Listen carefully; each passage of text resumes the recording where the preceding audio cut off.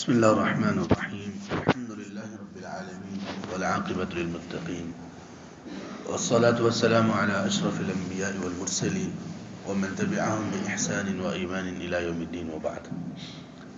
سورة الکہف کا آخری رکوع ہم نے پہلی رکعت میں سنا.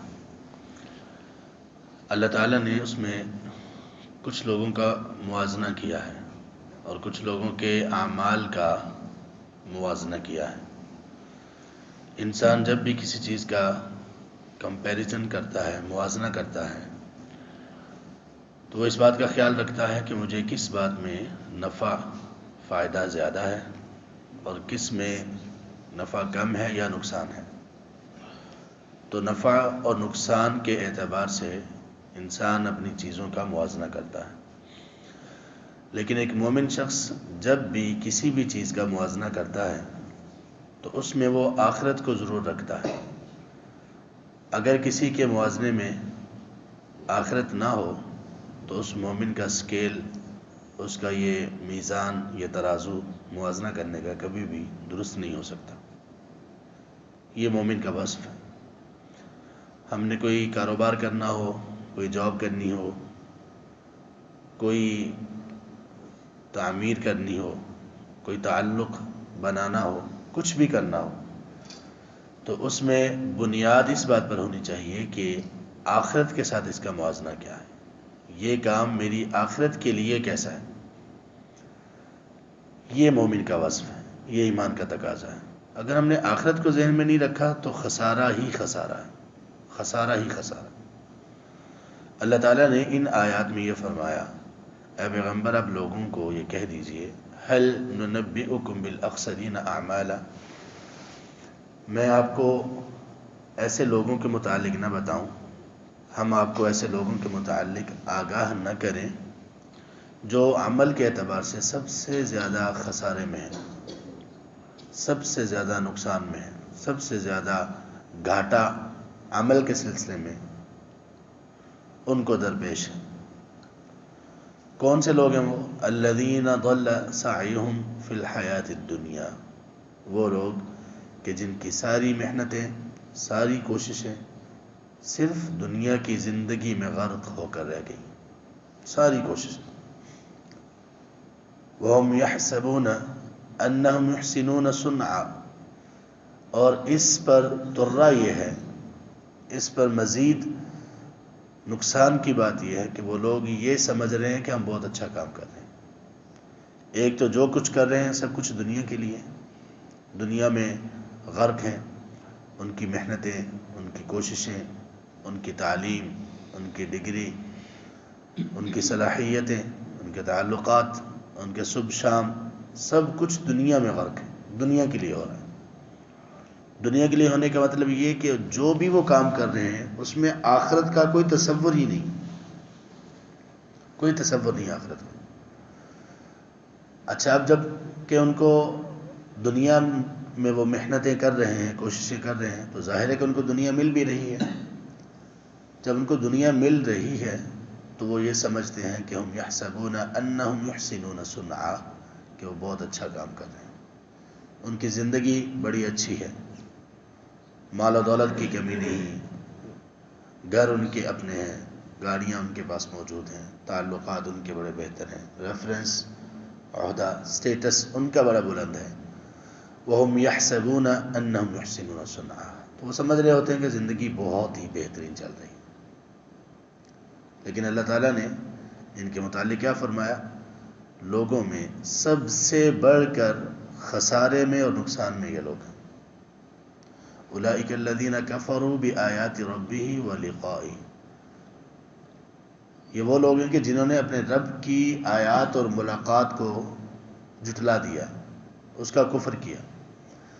یہ کفر کرنا دو طرح سے ہوتا ہے. ایک تو انسان واقعی آخرت کا منکر ہو جائے کہ اس زندگی کے بعد کوئی زندگی نہیں. ایک یہ ہے کفر کرنا اور تکذیب کرنا اللہ کی ملاقات کی اور اللہ کی آیات کی.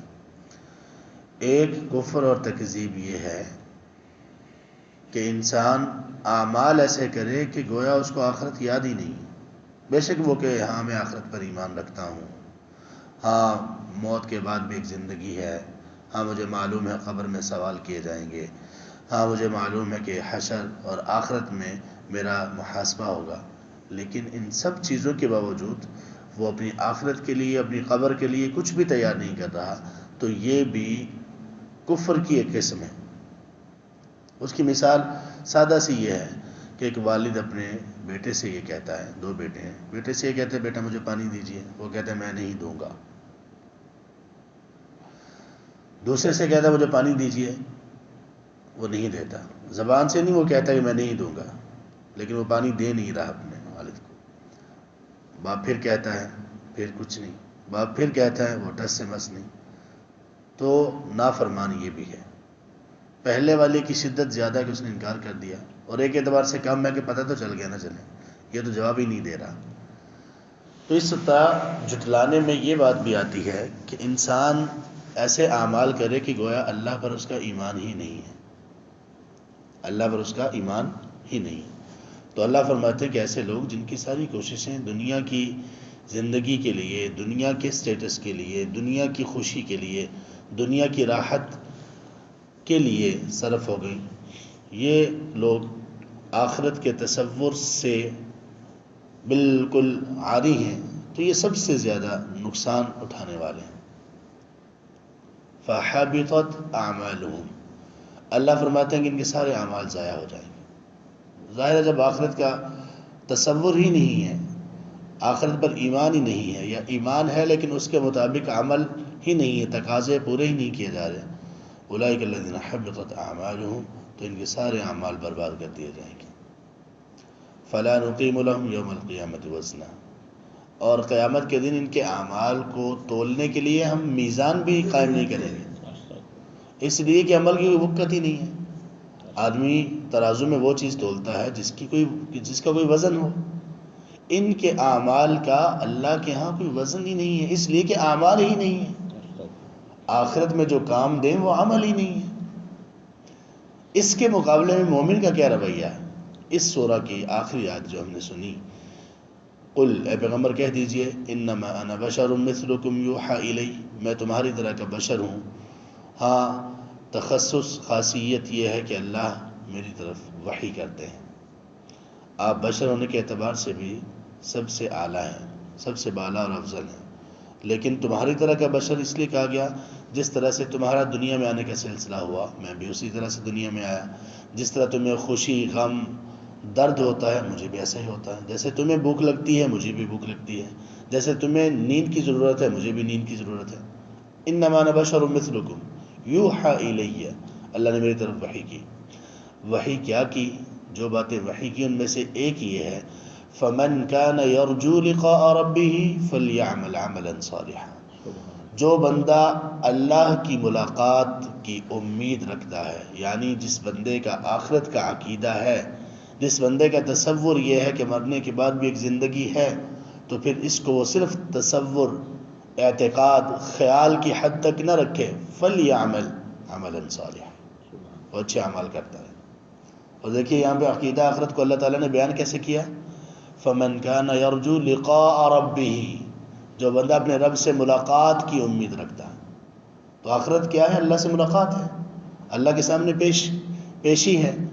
تو جو شخص یہ امید رکھتا ہے، جو یہ یقین اور اعتقاد رکھتا ہے، اس کے باوجود اس کی زندگی اعمال سے عاری ہو، یہ کیسے ہو سکتا ہے؟ فَلْيَعْمَلْ عَمَلًا صَالِحًا، وہ اچھے اعمال کرتا رہے، اچھے اعمال سے بالکل پیچھے نہ ہٹے۔ ایسا نہ ہو کہ 2 دن 4 دن اچھے عمل کر لیا، 2 دن 4 دن اخلاق بڑا اچھا ہوا، 2 دن 4 دن انسان کے اوپر نبی صلی اللہ علیہ وسلم کے کردار اور آپ کی سنت کے مطابق عمل رہا، اس کے بعد پھر ختم۔ رمضان میں بڑا اثر رہا، رمضان کے بعد پھر ختم۔ نہیں، ایسا نہیں۔ فَلْيَعْمَلْ عَمَلًا صَالِحًا، وہ عمل صالح پر ڈٹ جائے۔ وَلَا يُشْرِكْ بِعِبَادَةِ رَبِّهِ أَحَدًا، اور گناہوں سے بھی بچتا رہے، عمل صالح بھی کرے اور گناہوں سے بھی بچے، اور گناہوں میں سے سب سے بدترین گناہ شرک سے بالکل دور ہو جائے، اور اپنے رب کے ساتھ، اپنے رب کی عبادت میں کسی کو شریک نہ کرے۔ جس شخص نے یہ کر لیا وہ کامیاب ہو گیا۔ یہ لوگ ہیں جو اللہ کے ہاں کامیاب ہیں۔ اللہ تعالی ہمیں ایسے خوش نصیب لوگوں میں شامل کر دیں، اور اللہ تبارک و تعالی ہمارے اعمال کو جو بھی ہم کرتے ہیں اس کو آخرت کے ساتھ منسلک کر دیں کہ وہ ہمیں آخرت میں فائدہ دیں، اور اللہ تبارک و تعالی ہماری دنیا بھی اچھی کر دیں اور ہماری آخرت بھی اچھی کر دیں۔ اللہ ہمیں دونوں جہان میں عزتوں سے نوازیں، اور دونوں جہانوں میں اللہ تبارک و تعالی ہمیں شرمندگی، ندامت اور کسی بھی طرح کی پشیمانی سے محفوظ رکھیں، اور اللہ تبارک و تعالی ہمارا خاتمہ ایمان کی بہترین حالت میں کریں کہ جس میں اللہ ہم سے راضی ہوں اور ہم اپنے رب سے راضی ہوں۔ سبحانک اللہم و بحمدک، اشہد ان لا الہ الا انت، استغفرک و اتوب الیک۔